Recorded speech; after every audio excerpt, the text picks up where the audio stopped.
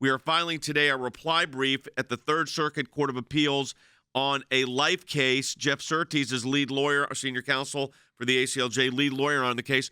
Geoff, this is an ongoing issue I've literally been involved in for 30 years, but it keeps coming up, and that is peaceful sidewalk counseling becomes targeted for removal as if the First Amendment doesn't apply.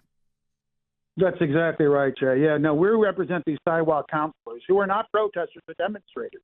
You know, these buffer zones, which keep sidewalk counselors a certain distance away from the entrances of abortion clinics, that distance might be fine if you're using a bullhorn or you're using a sign or you're yelling.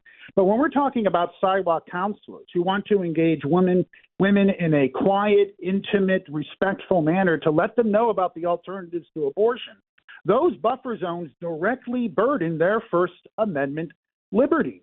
And those burdens actually aren't just burdens on the sidewalk counselors. They end up being a burden on the woman contemplating abortion, because that woman is not being allowed, because of these government-imposed buffer zones, to hear about those alternatives to abortion.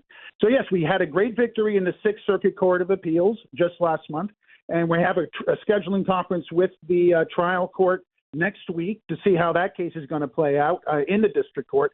But, yeah, today we're filing the reply brief in our Third Circuit case, and we're going to see what happens here. If we somehow don't prevail with this, it could be a blessing in disguise. It could give us the opportunity to get to the United States Supreme Court to finally, once and for all, get rid of that zombie precedent known as Hill v. Colorado. Yeah, and, it was interesting because in the Dobbs case, Justice Alito, writing for a majority of the court, said Hill versus Colorado, basically bad law. He said that's where our First Amendment jurisprudence has been distorted because of abortion. But these sidewalk counselors, Cece, do a really vital work. We talk about the pregnancy resource centers, the crisis pregnancy centers are on the front line of this. But these sidewalk counselors do also. And, this idea that they try to tie them into, civil disobedience protests is not right. And that's what those injunctions were aimed at, which, by the way, were still unconstitutional in my view. But the sidewalk counselors do a vital work.